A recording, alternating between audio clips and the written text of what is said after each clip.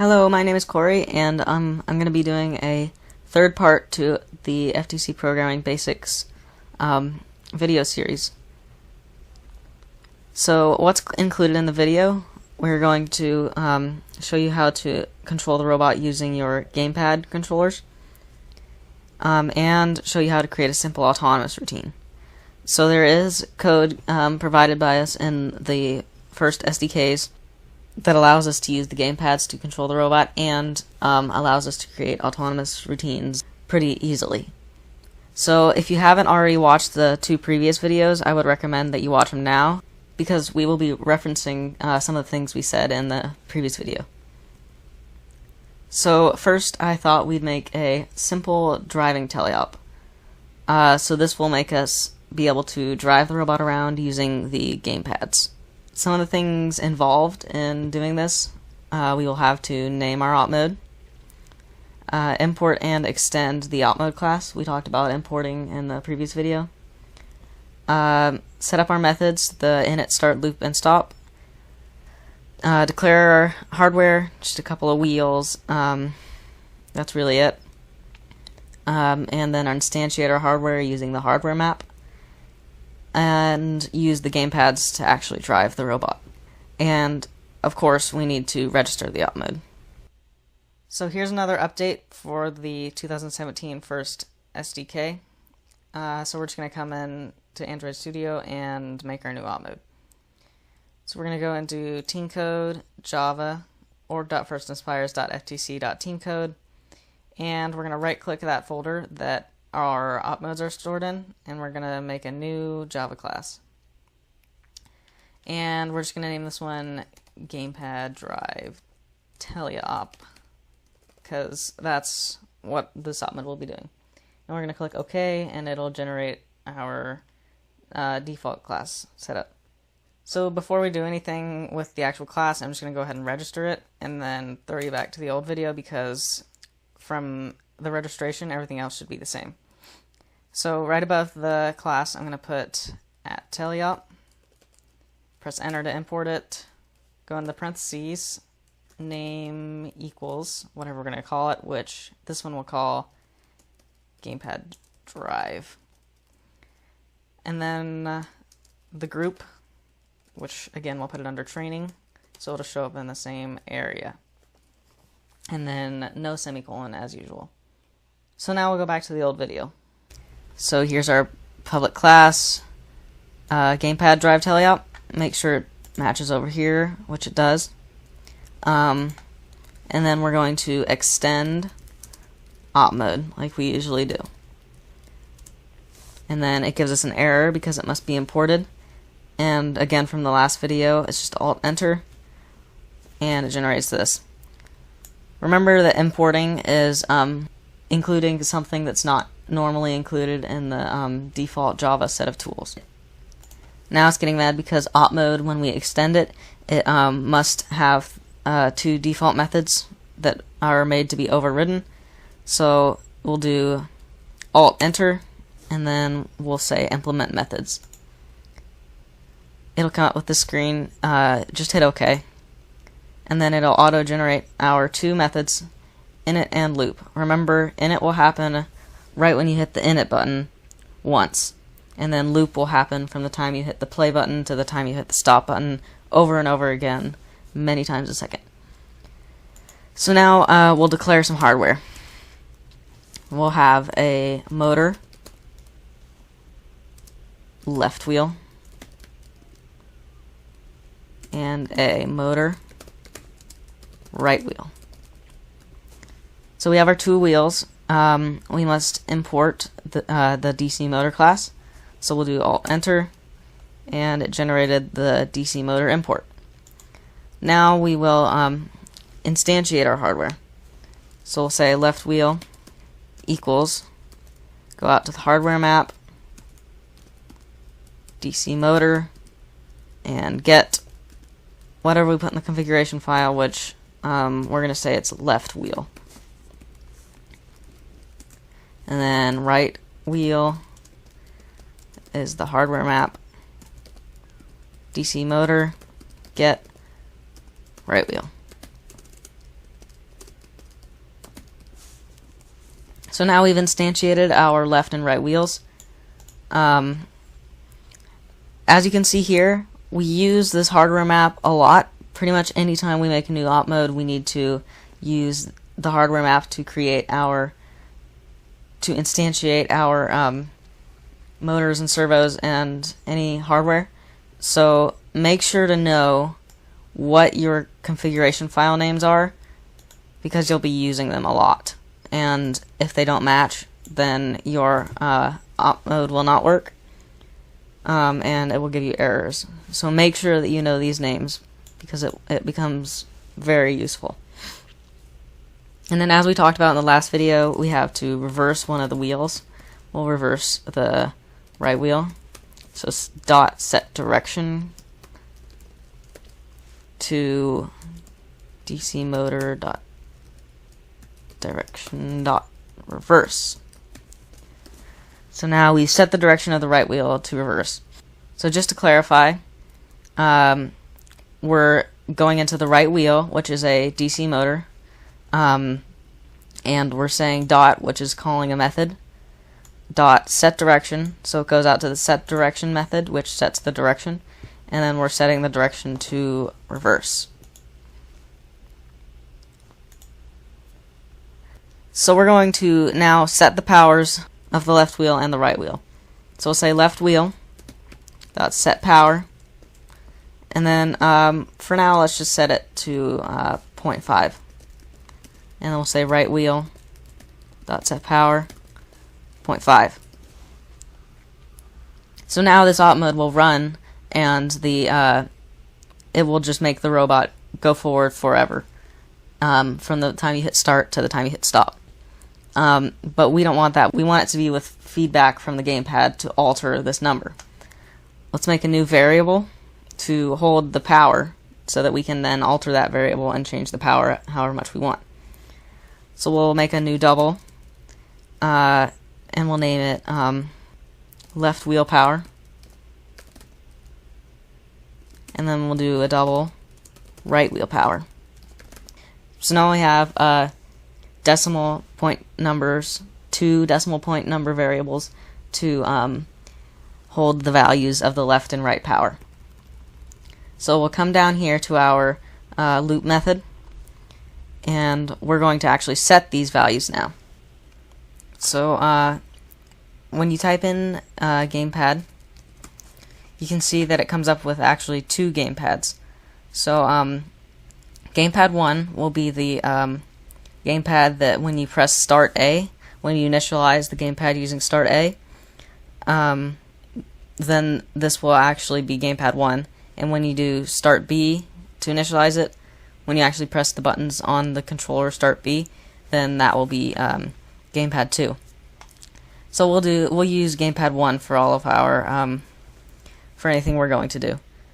So we're going to go inside Gamepad 1 and look for the left stick Y. So this is looking into the Gamepad 1, and it's looking at the left stick Y. This can be a value from -1 to 1, -1 being pushed all the way forward, 0 being not pressed at all, it's just sitting there in the middle, and 1 being pulled all the way down. So now that we have the left stick Y value, we can apply it to our left wheel power. So we're going to do left wheel power equals gamepad1.left stick Y. So now we have our left wheel power anywhere from -1 to 1, which is what we want, because we can set a motor power anywhere from -1 to 1, -1 being going backwards, and 1 being going forwards, and 0 being off. So now we'll replace this number with left wheel power. So now if the left joystick is sitting in the middle, it gives a value of 0. So when we set the powers, the motor will be off.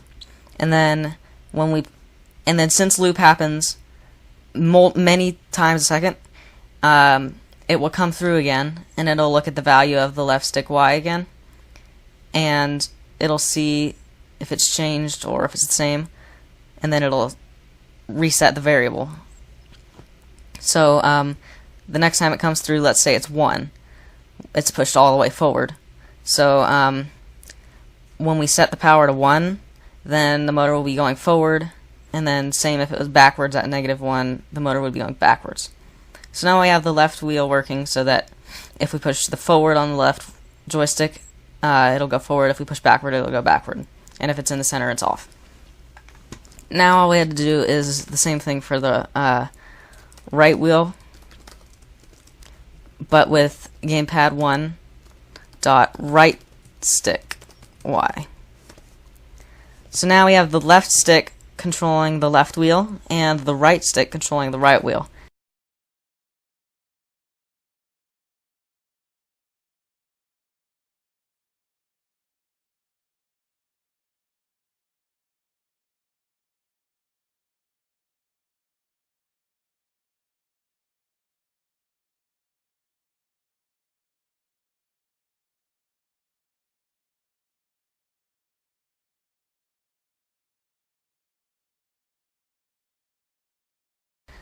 This is what most people call tank drive. This is where one stick controls one wheel and the other controls the other wheel. I'm fairly confident that this is what most teams use to control their robot. So now we have our fully functional Gamepad drive Tallyup. So I rewatched the video and I noticed that I made an error earlier regarding the joysticks. So when you push forward on the joysticks, I don't know why, but they've programmed it so that when you push forward on the joysticks, it returns a negative value, and when you push downwards on the joysticks, it gives you a positive value. So if you push all the way up, it gives you -1, and if you push all the way down, it gives you +1. So it doesn't really make sense that if we're setting the power to the joystick, that if we push forward, it would give us a value of -1, and then we're setting the value to -1 if it's pushed forward. So currently, if we push forward, the robot will go backwards because it's giving the motors a power of -1. So there's 2 ways we could fix this. One of them is instead of when we assign the value, we could just make this negative.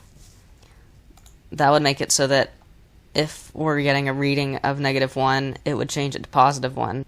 So a negative value on the joystick would be stored as a positive value for the power, which is what we're then giving to the motors.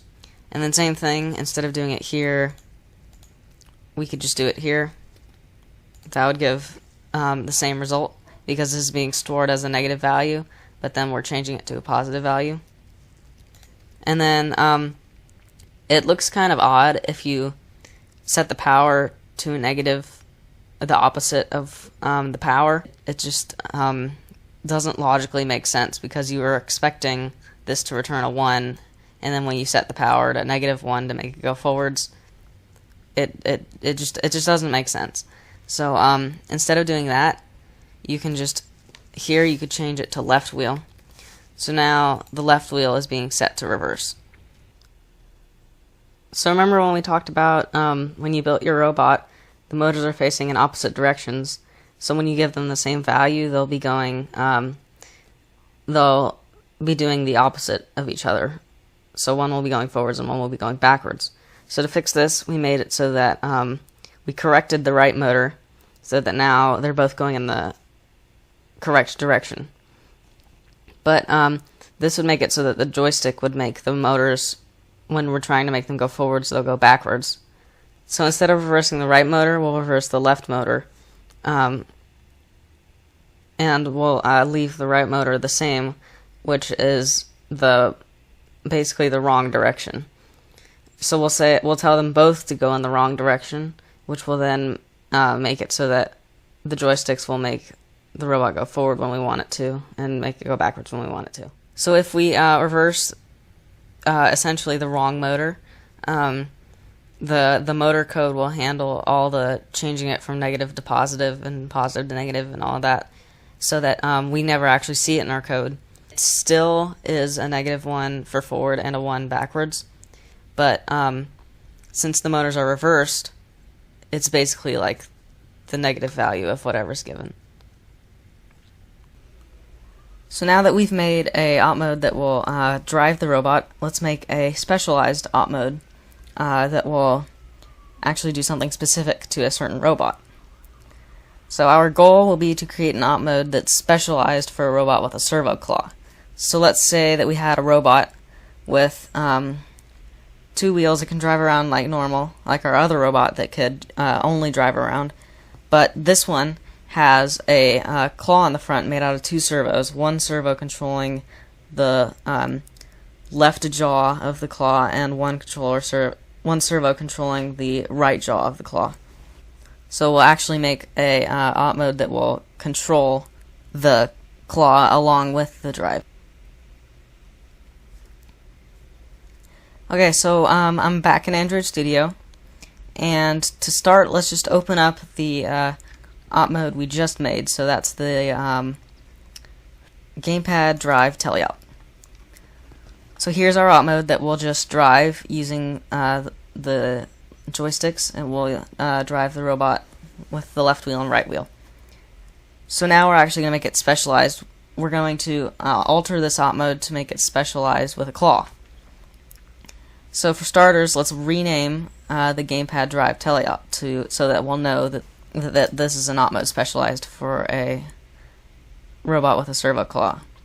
So right-click the opMode, and then come down here to refactor, and then we're going to say rename.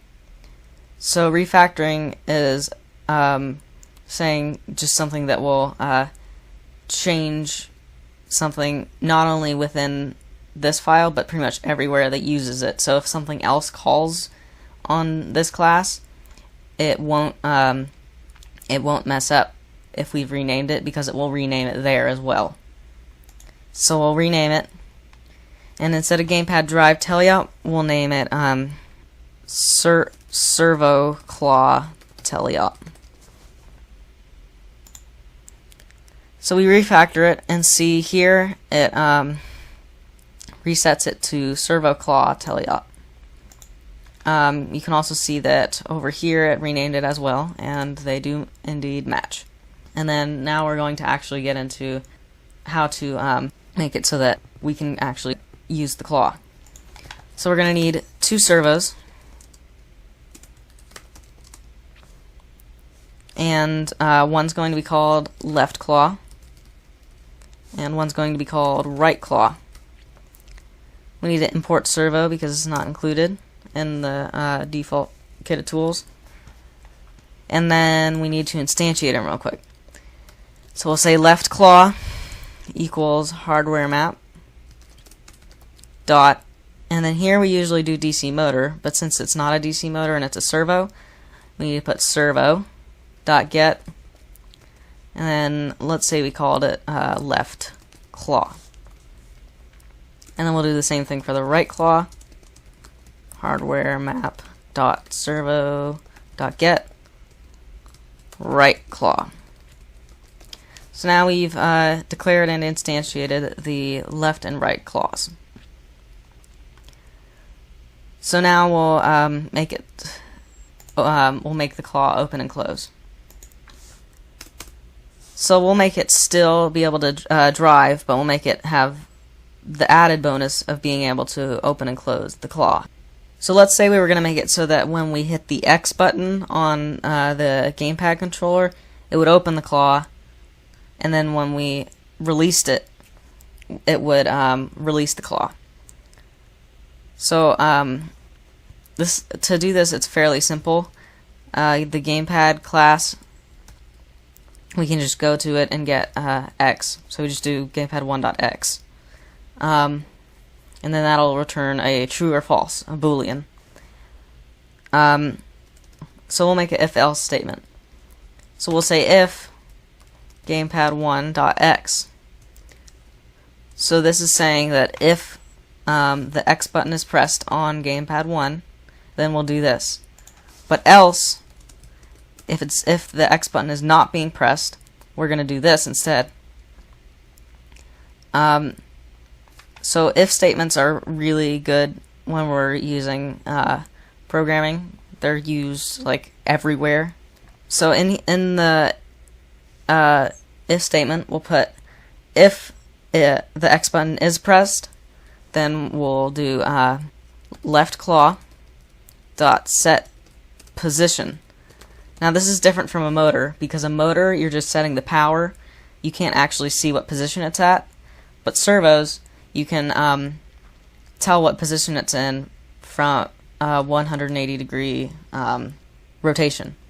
So this is a value anywhere from 0 to 1. So we want it to be open, so we'll say set position to 1. Let's say that 1 was open and 0 was closed. And then we'll do the same thing for right claw. 1. And then, so this will make it so that when we press X, it opens. But we want it to close if it's released.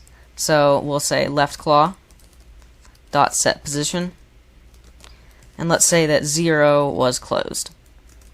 We'll do the same thing for right claw. So now we have it so that when X is pressed, it will set the position to 1, which is in our case open, and if it's not pressed, then we'll set the position to 0, which in our case is closed. So now we have our working specialized servo claw Tallyup class. So that's all for this video. Be sure to check out the next one for more FTC programming basics, where we get into how to implement and write your own methods into your code, and a little bit of autonomous basics. And then also be sure to check out the Java syntax video that we've made, which will help you understand some of the various symbols Java has, and also some naming conventions.